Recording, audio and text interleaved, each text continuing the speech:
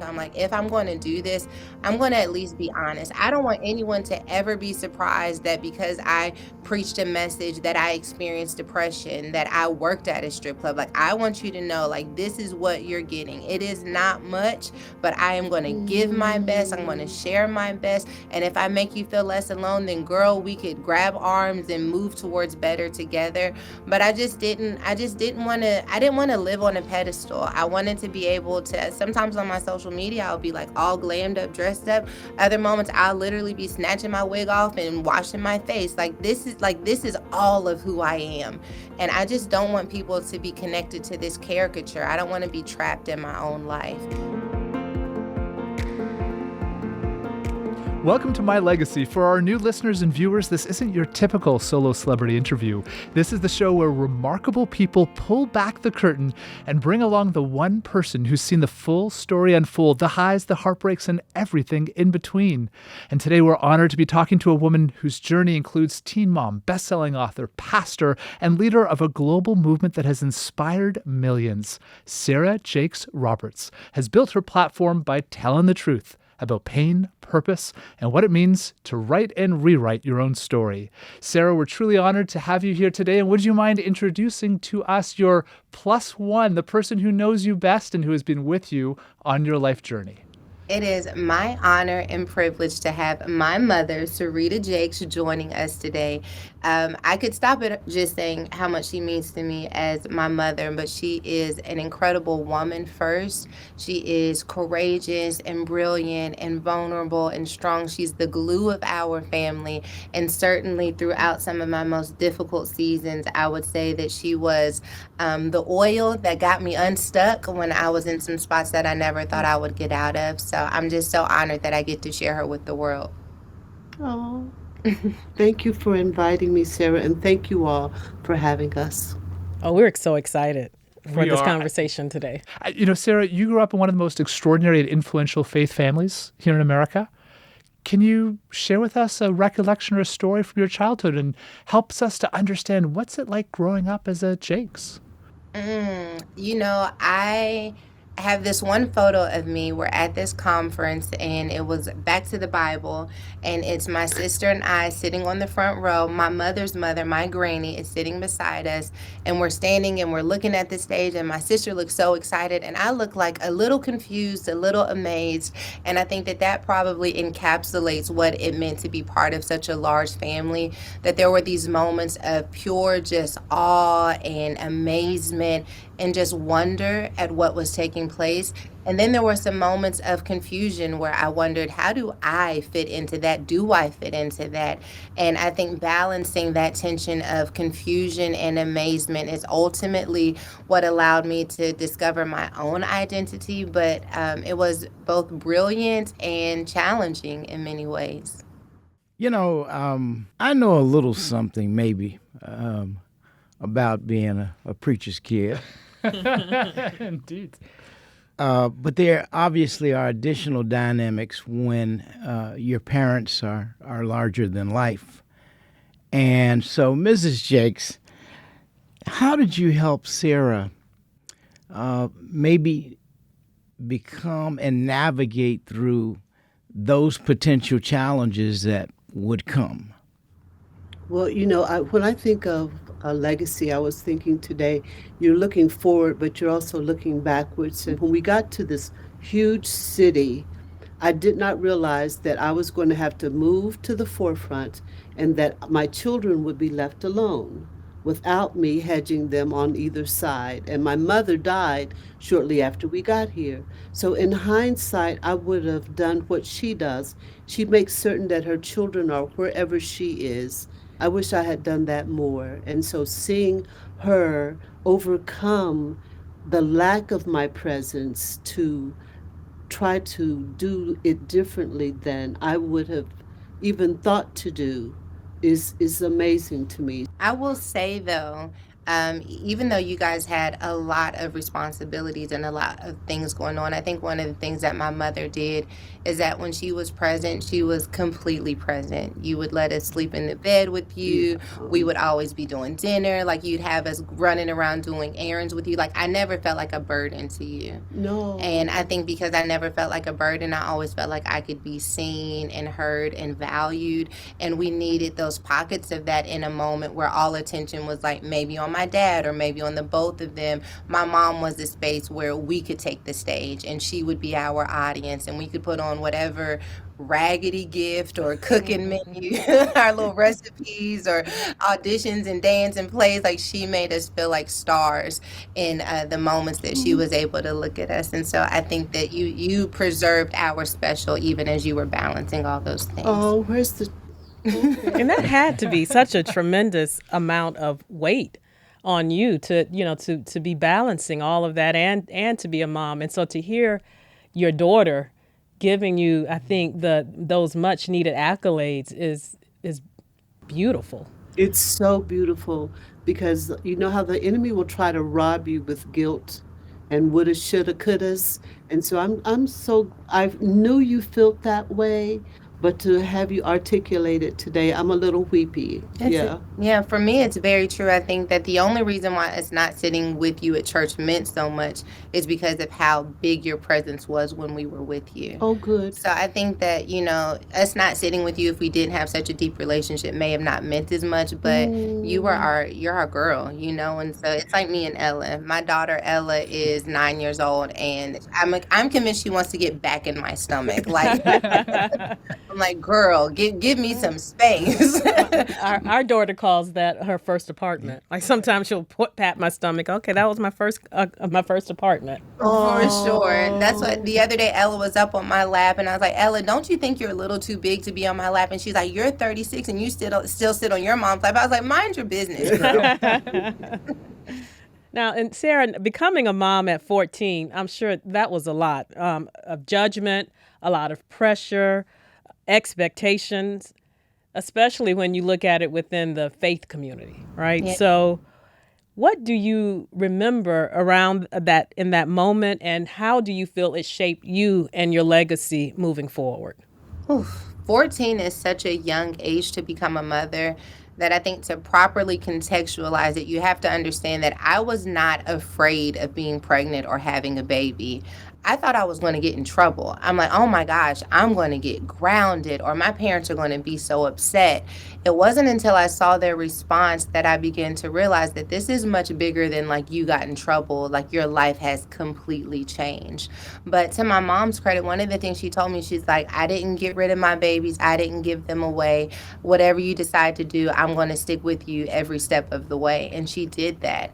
And man, there were so many moments where I felt like the pregnancy just solidified this idea that I don't belong in that family. So if you go back to that image of me as a little girl being confused and amazed, I think in that moment it was solidified like, oh my goodness, you don't belong here. And so it became so easy for me to kind of move into the background. But I think in moving into the background that it also gave me an opportunity to discover my identity outside of my family name. It's like I'm already the black sheep. I'm already disconnected. Now I get to just kind of figure out who I am and what I want to do with my life. And though my life has certainly had some twists and turns, even since having the pregnancy, I found a real sense of being okay with myself without the validation of other people because I'd lost it in many ways. And the moment that I began to really say, you know what, this is my story, I'm going to love it, I'm going to embrace it, and I'm going to wake up each day and really do the best that I can, I began to see my life change for myself. And then the overflow of that kind of changed into this a touch point for other women who could relate to experiences like my own. And then Mrs. Jakes, as her mother, what I'm sure that you also had, going through just so much emotions and having to do so. There's even that added layer of going through all of this publicly as well. But is there anything that you wish you would have shared or said during that time? I think that my actions spoke louder than my words because when I found out that she was pregnant, the first thing I thought was, we've got to get health care. Mm-hmm. Mm-hmm. we've got to get health. And at her age, is she even able to physically bear a child? So all of those things went through my mind. I'm a mother of five, and I know that labor, I'm told, is the closest that a woman comes to death. So I knew that labor, if she was able to even bear a child, so healthcare was the first thing I thought about. Immediately, and making sure that she was okay. And then I went into protective mode. I didn't want anybody to say anything. Don't say anything. Don't write anything. I Don't love that call finger. me. When any of us see that, we know, right? I went Uh-huh. into this immediately. And so just to protect her, because people can be so cruel. And I didn't, the church people were supportive for the most part. There were some old school people that wanted her to get up and have a long speech and us sit her down in a corner. And one of our family pastors came and spoke. He was like, now you want to talk about her keeping, or they referencing, you want to talk about her having a baby. I remember that sermon. He was basically trying to say that when people go through different things, the response is different. When someone may have given their child away, we take a moment and we grieve with them and love on them. Or if someone's gone through some other experience, we take the time to really care for them and nurture them. But then we have the girl who kept her baby and we're like, no, we don't want to see her, don't touch her, it's contagious. And so I think it was an opportunity to highlight some of those, I guess, double standards that can exist in faith I love spaces. that. Yeah, which is why part of what I wanted to do in creating safe spaces for women as they begin to like, oh That's my true. gosh, I gravitate to your story, That's is true. like for us, it didn't matter what you've gone through. If you come to anything that I'm hosting, we want you to bring all of yourself, your whole story, all your scars into the room, and so that you can heal and be transformed by love and connection. Because at the end of the day, it truly doesn't matter what we've gone through. What matters the most is who we want to become as a result of what we've gone through. Yeah, and then I just want to add, even in your Woman Evolve meetings, it's multi-generational. So we have women that are my age that say, that was my story. Yeah. That was my story. And so, and thank you for allowing me to be able to accept forgiveness and release that. And Mm. so and so I'm on the street and someone's like, oh my God, oh my God. And I'm like, oh yes, yes, stand back, And they say, you're Sarah's mom. I'm like, whoa. Do you remember the first time that that happened? That Yeah, you got the, you're Sarah's mom. yes. But you know what? It wasn't a child. It was an older woman. Interesting. And she said, she's talking to me too. And I want you to tell her thank you. And I thought, wow. That has to be the highest praise. As a mother, I can just see you glowing with just pride. I used to say, especially when me and my father were going through our reconciliation, like all of the good things about me came from my mother. But God healed, amen. There's some good things I got from him as well. Amen. Restoration. But my mother, she saved me at a time when I don't know how much of my story you guys are familiar with or how much I can share, but when she said, I'll do whatever it takes, I dropped out of college. I was waitressing at a strip club.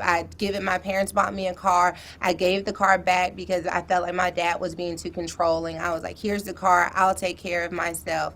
And we had some real tension in that moment because I was difficult to control. And my mother, she still made sure that I didn't get too far off track. She would check to make sure I was home safe after working at the club. She'd meet me for lunch sometimes. She'd put gas in my car, give me groceries. Even when I tried to say, Mom, I don't need it, she'd have groceries in my car when I left somewhere. Like, she made sure that I was never anywhere on my own. She is my girl. She is. And so you didn't know at the time that you were practically battling with depression. Just you felt something was broken. And you've now been so open about others. You've helped others to create safe spaces. Our family, my wife's a psychologist. Our families battle those same issues. So when you look back and you reflect back in your own journey, what have you learned about mental health and what do you share with others? I think that I learned really a lot about functioning depression and trying to achieve to cure depression. Um, there are so many pockets of my life that I feel like I don't remember because I was in such a fog of depression that there are just memories that I can't easily pull from. But what I have learned is whether we acknowledge where we are, especially when we're having harder emotions, whether we acknowledge it or not, it doesn't mean that it's not showing up in our actions, in our life in some way. And I think giving myself permission to feel, because I think when I first got pregnant and I realized by everyone else's response that this is something bad has happened, this is something that's wrong, I think I immediately shut down and just went into survival mode. And oftentimes when we're in survival mode, even in a physical experience, if we're having a car accident or something traumatic has happened to our bodies physically, sometimes we don't feel the pain because there's so much adrenaline, you're in the moment that you can't tell that you're bleeding. And I feel like mental health is very similar to that. The shock of the trauma that we have experienced can be so jarring that we don't even take the time to assess how we're showing up in the world and how that could be depression, it could be anxiety. And a lot of times it ends up showing in the choices we make to anesthetize those pains. True. And so I think that I have learned to really take a moment and ask myself, how did you feel after that happened? Whether it feels like it was an immature response or a mature response, I think it's important to really assess. I had a reaction to what just occurred, and it has allowed me to not just recognize the moments where I'm having a hard emotion like depression, like anxiety, but also to allow myself to experience joy, because there are so many things that happen that are answers to prayers, that are dreams that we thought would never achieve, and we're so busy moving on to the next thing that we don't take a moment to really recognize, like, I'm already standing in a dream that I thought would never be. And so I am prayerful that part of what I get to pass down and maybe pass up, because I think the beauty of legacy is not just what we pass down, but we get to throw some things up, is this opportunity to allow yourself to take up space in your own world, to not just run your world and to function in your world, but to take up space, to allow yourself to be one of the main character in your story, and to give yourself permission to do that has been really helpful for me as I navigate what mental health looks like. The main character energy. We have a 16, almost 17-year-old daughter, and she taught me recently that I guess there was a social media trend about being that main character energy. It's interesting too how kids they teach you quite a bit. In the Black church for so long, I think, and maybe in other faiths too, but I can only just talk about my experience. There was a separation almost from mental health, and then integrating that with our faith. Did you struggle, because you find a way to beautifully yoke them together? So what advice or what would you say to a young person in particular that that maybe want to talk about mental health, but maybe feel that as a person of faith that it's not a safe space to talk about that? What advice would you give someone?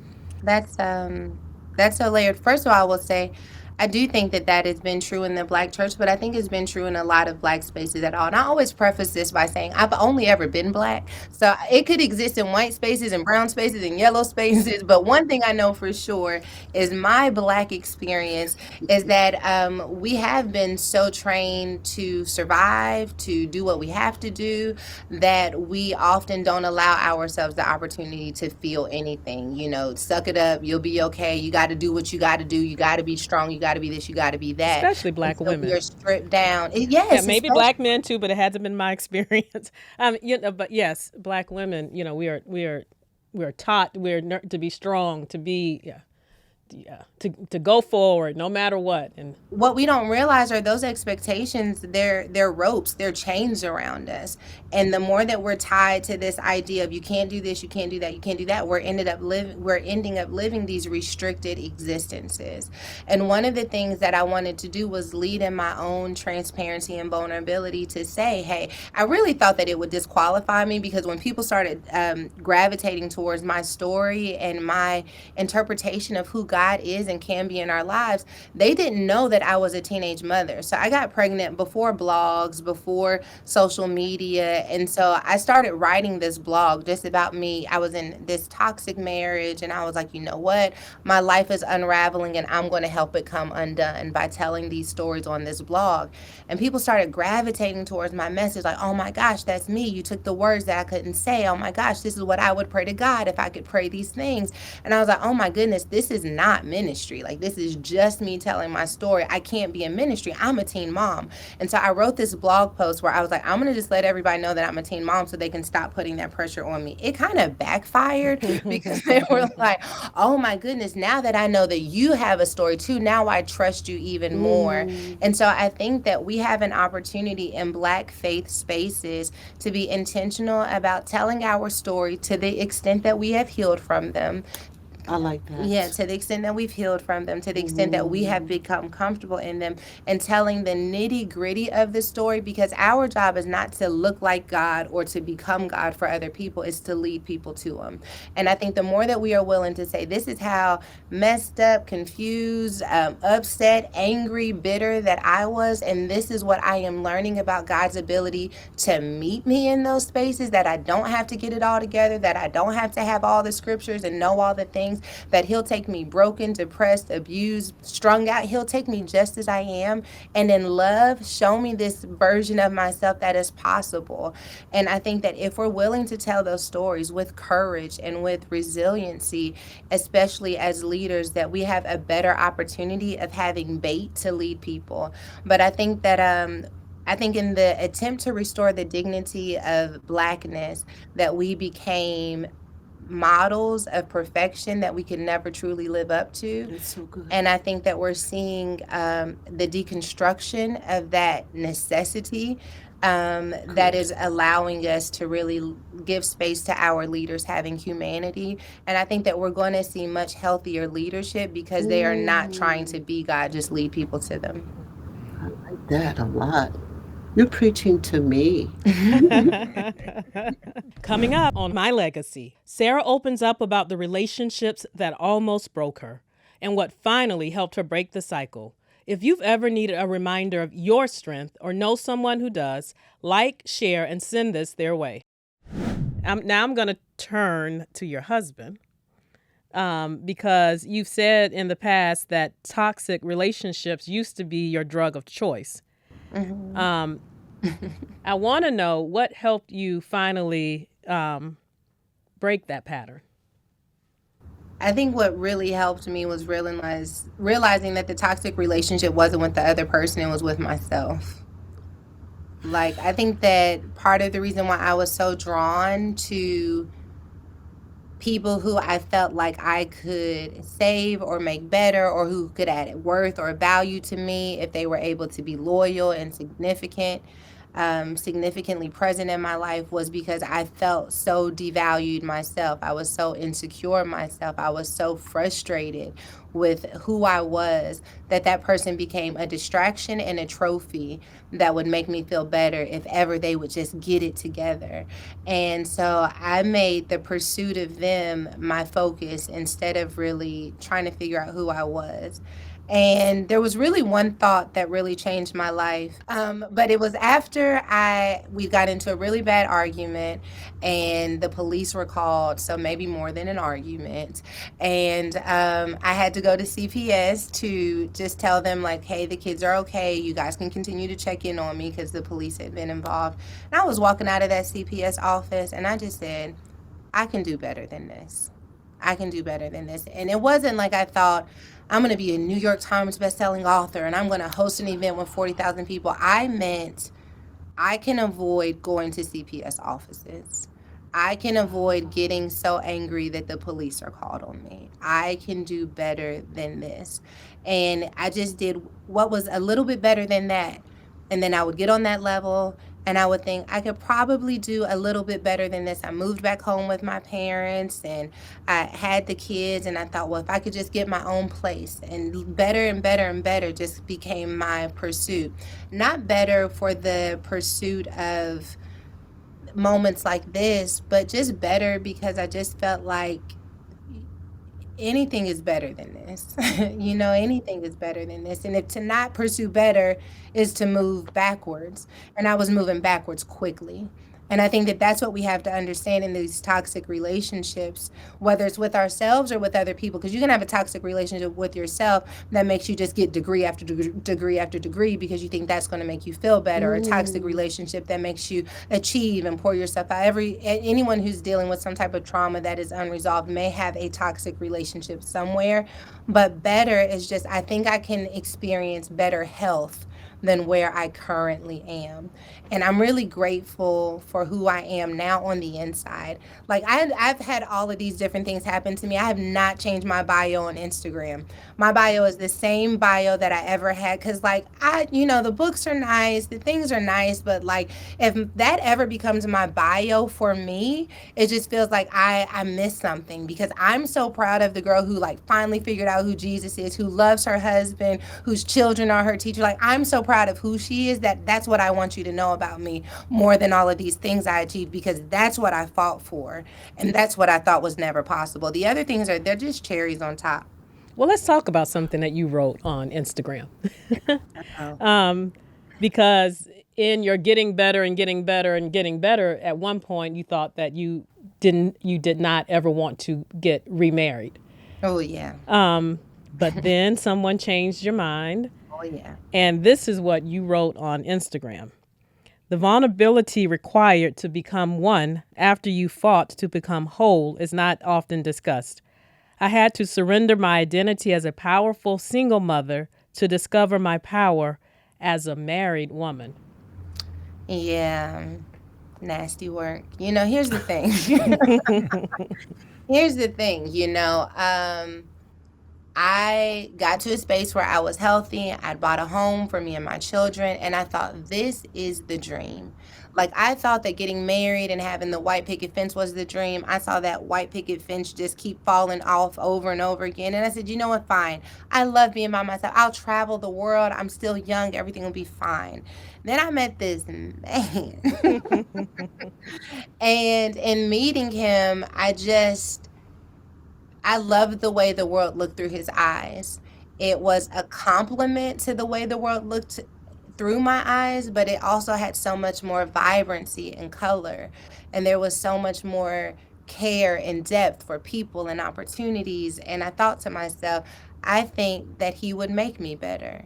As we talk about this better. But I will say that I underestimated the transformation necessary for me to let go of the pride of being like, oh my gosh, I made it. I'm this, single mother who bought this house and I can make good decisions and I can take care of my family. I can bring home the bacon and fry it in a pan. And now I have someone who's like, hey, I could grab the pan or hey, I could bring home the bacon. And I think I did have a sense of pride and identity connected to that. I never wanted to need a man again. I never wanted to feel like my life would fall apart if something happened. And I think in the resistance of oneness that I could have lost out on the opportunity to experience the beauty of oneness. And so that took a lot of work. He's got some battle scars, God bless him. But my life, Woman Evolve wouldn't exist if it wasn't for him. Because his ability to create space for me to dream and to believe in those dreams and to say they're not crazy, they're possible, gave me the courage to actually pursue them. So he's definitely been a North Star for me for many years now. That's a beautiful sentiment. Yes. Mrs. Jakes, after more than 40 years of marriage and ministering to so many couples, what's one simple thing that couples often miss when it comes to staying connected? Ooh, great question. Yes, I was thinking I do the premarital counseling for a lot of the couples, and they do a survey where at that particular time they answer a question or a statement and say, this is how I feel now. And so when I go back with that survey with them, go through it, I found out that most of the time, whatever the problem is at the beginning of the marriage will become the problem that disrupts the marriage. whether it's the fact that you overspend, or you've got children and they're bonus children, or the in-laws or the outlaws, or the time spent doing things that are extracurricular. So I've found out in our marriage that the very thing that I do now, I did then. The same way that I treat him then, I still treat him now. Does he get on my nerves? I would say occasionally that. So I feel that if you start the relationship based on the things that are important to one another and not switch up, don't bait and switch. Like, if you're not going to make his plate for the rest of the 40 years, don't start it. If he's not going to open the door for you when you get in the car, and that's what you're expecting, you should let him know that. But don't get in the middle of the water and say, look, if you don't open this door for me. So I feel like you have to set a standard at the beginning of the marriage. These are the things I expect from you. Truth, honesty, all of that they say with these new vows. They want to rewrite the vows. They don't want to be there for better or for worse, in sickness and in health. They don't want to forsake all others. They don't want to do that. But it is what it is. I don't care how you want to make it flow through the rivers. When I saw you walking through the door and the clouds gathered above your head and it rained one drop on you and I knew that you were the one. They want to write that. Sounds good, but in theory, better for worse, sickness and in health, forsaking all others, richer or for poor, because you're going to hit all of those milestones throughout your marriage. And so I feel like it is what it is, and I'll hit a milestone with him and I'll think, wow, this is in sickness and in health. Yeah. Or I'll hit something when we went through and we didn't have any water, or we didn't have any food for the children, or we were on WIC and food stamps, richer or for poor. And forsaking all others, cling to him. You have to. You have to. Or that's not your guy. Mm. And so many people end in divorce, and it really scares me because you never know. Yesterday I was at a memorial service and they were talking about how going up the hill to Jerusalem, that you would find that there were dens of thieves along the way, and you would fall into those traps, but you still had to keep moving forward. And so I'm just thinking, when those things happen along the way during our 42 years of marriage, I can see where there were, as we traveled upward, richer, poorer, sickness and health, there were little entrapments, snares, if you will, that would waylay us unless we decided that we were going to stick together. And he was preaching when I married him, so I knew that he was God's man. But if I was on the other side of him pulling on one arm and God was yanking on the other side, that I was going to lose. I just want to say, the den of thieves along the way. Yeah. Sometimes a thief will do you a favor. I don't know if you know this or not. No. Baby, as someone who's been through a divorce, some of them thieves done did you a favor. You get your insurance. The insurance on the thing that you done lost is more than what you lost in the first place, child. I just want to say that. I can hear some of our listeners saying, hallelujah. Well, I wish our listeners are tuning into the video version right now to look at Mrs. Jakes, and her facial expressions are phenomenal. Mrs. Jakes, so we all know Bishop T.J. Jakes is America's preacher, but to you, he is your husband. He is your father. 6 months ago, of course, the world held its breath. We all held our breath when he had that heart attack. So let me ask, Mrs. Jakes, how is he doing now? He's doing well. He's recovering. I don't want to say that he's fully recovered, because then he thinks that he's just going to go back to doing like he was doing prior to. But he slowed down quite a bit, significantly, and we did hold our breath. I didn't know how or what that was going to be. Um, right on stage, and he sat down and I just looked at him and it was like, what is going on? And I was recovering from knee replacement, and I stumbled over there to him, um, and he was not there. He was not there. And so the ambulance scooped him up and got him to the hospital, and they said, well, he's had a massive heart attack. But thank God the side that it was on, if had it been the other side, we would have completely lost him. Or if the hospital had been farther away, we would have lost him. So now with trepidation, I tell him to slow down. He's so excited. He's such an extrovert that it's easy for me as an introvert to say, calm down, sit down. It's going to be fine. The people are going to be fine. And I'm so grateful that Sarah and Pastor Touré have come alongside to help. They are helpmeets for sure in governing the church and the affairs of the church, and doing the teaching and the preaching, so that when he gets the mic, he wants to holler a little bit. But we tell him, you don't get to holler anymore. Yeah, yeah, pipe Pipe down, down, pipe down. pipe down. Yes, but he's doing well. Thank you for asking. Wow, very deep prayers. And please send our love and our gratitude to I them. will. Between her knee replacement and his heart attack, if you want to talk about legacy, I'm having a hard time parenting my parents. They don't Did you tell them y'all got to come and get it? Y'all got to get this together here. not following the rules. They're not doing what they're supposed to do. And it's funny because I got into a lot of trouble for not following rules, a lot of trouble. Mm-hmm. And yet here we are. Legacy is not legacying properly. You know what I mean? Yeah. Yeah, not really. Well, I love listening to the two of you. Next, Sarah talks about the messy middle, living in it and loving yourself through it.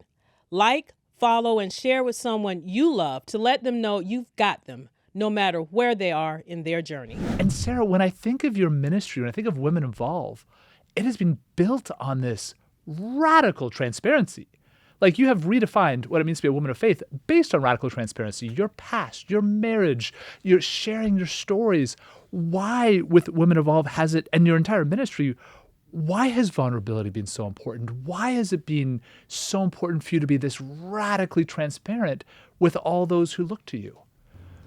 I don't know that I saw it as radical when it started. Like I said, I kind of thought that if I told people, they would be like, oh my goodness, we'll leave her alone and it won't be a thing. But the more that I realized how many of us are suffering in silence, the more I felt like if I can tell my story and it helps someone else, then I'll tell it one more time. And if it helps someone else, I'll tell it another time. And I think what I have learned is that through isolation, the darker voices, the harder voices, the meaner voices that we hear in our head, they're louder. And until you hear someone say, like, hey, I felt that too, but I'm telling you, it wasn't always like that, or that I found a flicker, that it gives someone permission to start looking for light even in their dark seasons.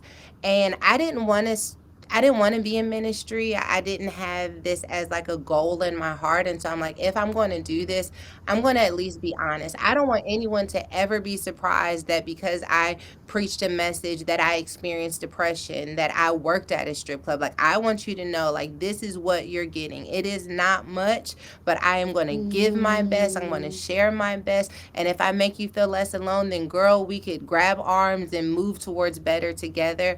But I didn't want to live on a pedestal. I wanted to be able to, sometimes on my social media, I'll be like all glammed up, dressed up. Other moments I'll literally be snatching my wig off and washing my face. This is all of who I am. And I just don't want people to be connected to this caricature. I don't want to be trapped in my own life. And so for me, my honesty has been my freedom. My honesty has been the runway that allows me to not feel stuck in this life. And I think because of that, my prayer is that I'll continue to have endurance for what is ahead, because I don't have to figure out, how do I keep this mask up? How do I keep this facade going?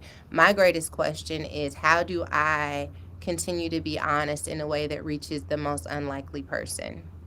Ooh, I feel like it was like a mic drop moment right there. Like I wish more young people, especially on social media, just heard that message. And for any of our listeners, like share that clip, like to connect with that moment. I love that you speak to women who are in the middle of it. I like this term, not post breakthrough, not post glow up. What do you want people to know about the messy middle of the journey? I think that people should know that it's all the messy middle. You know what I Now mean? that's the mic drop. Yeah. Done. That it's all the messy middle, that there is no there is no once I do this then, that once you get there you realize that there's another mountain, that it keeps going, that there's something else that you have to overcome. So instead of trying to get post anything, I think the question is, how do I find the better in now? And I think that that has been one of the things that has really been instrumental for me, is recognizing that there's beauty in the messy middle. And if I keep moving the goalposts, then I'll never find peace. But if I dare to believe that there's peace somewhere here, then all I have to do is start searching for where it exists now. I just I just have gone through enough to, I mean, especially if you think about my life, like as a teen mother, I thought when I get married, then I'll be okay. And then I got married and I'm like, well, if he would do this, then I'll be okay. And if we do that, then I'll be okay. And then I left and I'm like, if I could get the house, then I'll be okay. Then I got the house and I met this incredible man. And it's like, okay, once I moved to LA, then I, like, it just kept moving. And so it dawned on me, this is all a part of the journey. It's all the messy middle.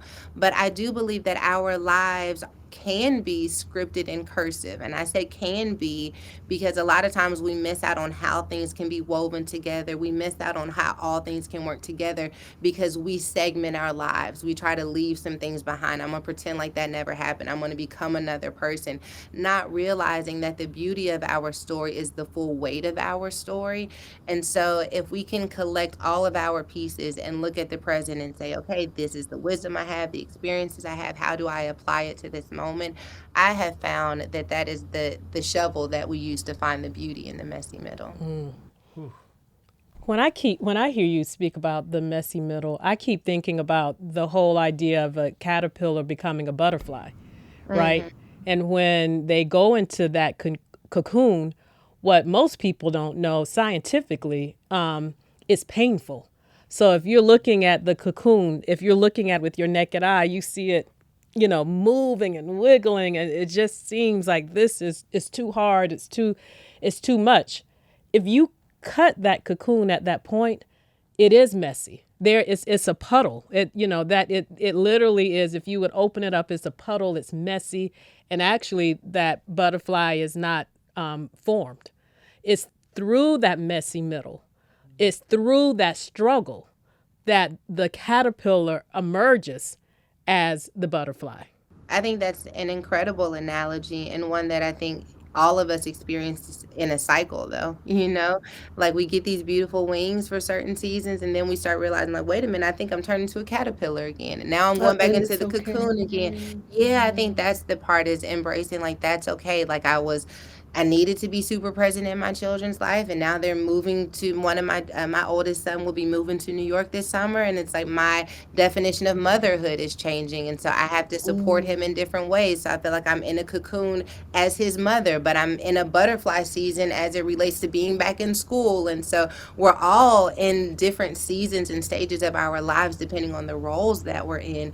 But being okay with realizing I'm going to be in somebody's middle in some stage of my life, and that's going to be okay because I'm going to thank God for the butterfly. I'm going to submit to the liquid, and I'm going to enjoy the air of a caterpillar. Like try to find something in each of those moments. I love too how you just brought forth that you can be in different phases and different areas of your life. I think that's so important for so many of us to hear and to visually think about it that way. Mrs. Jakes, when you see who your daughter has become, what are you most proud of? I think the fact that she survived, that I'm grateful that she survived. There were so many, the vicissitudes of her life. A lot I didn't know until she wrote about it. A lot of it I witnessed firsthand. But to know that she survived it all pearls are formed in irritation, and diamonds come from coal. And people always want the end result, but they didn't see the story along the way. So when I see her up ministering and her first Woman Evolve, this is her generation that seeks hope. And so when I see her, I feel like, you go, girl. You go, girl. But at the same time, I'm the watchman on the wall. And it's like, don't. That finger again. Don't disrespect her. Don't try to disrupt what God is doing at that moment, because you know how some people will come and they want to outspeak her without the mic. So I'm the one that says, shh, hush, stop it. It's not your turn. And so I'm most in awe of the gift of God that's in her and flowing through her. Um, I don't see her as my daughter. I see her as God's messenger of hope for me, for her daughter, for my mother, and you doing what I was unable to do, and the stance that you've taken upon the centuries of hard labor that our mothers, our the female generation had to go through. But and so when I see her, I see glory. When I hear her, I hear glory. When I'm in the room with her, I feel glory. And so that's I just hallelujah. Oops, excuse No, me. say hallelujah. You can say hallelujah on this podcast. And I think what a wonderful gift God allowed me to participate in, because not one day does your heart beat that mine doesn't beat.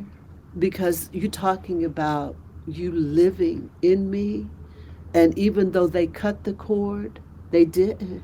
I always say that for our children, first we hold them in our womb, then we hold them in our arms, and we always hold them in our hearts. Always, always.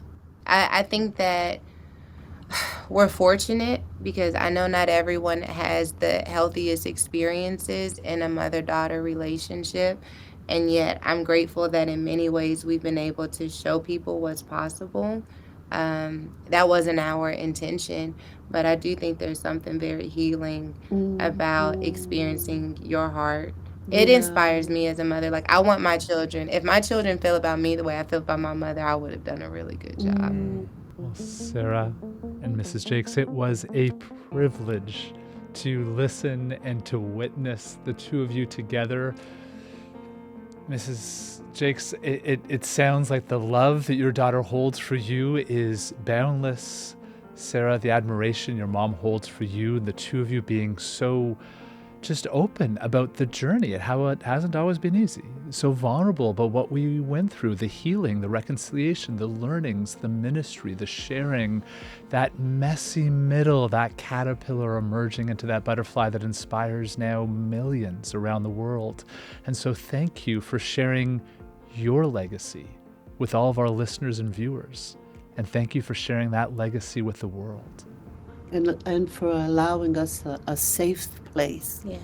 to just share our hearts and take off the mask and be real. It's so important that we don't have to pretend.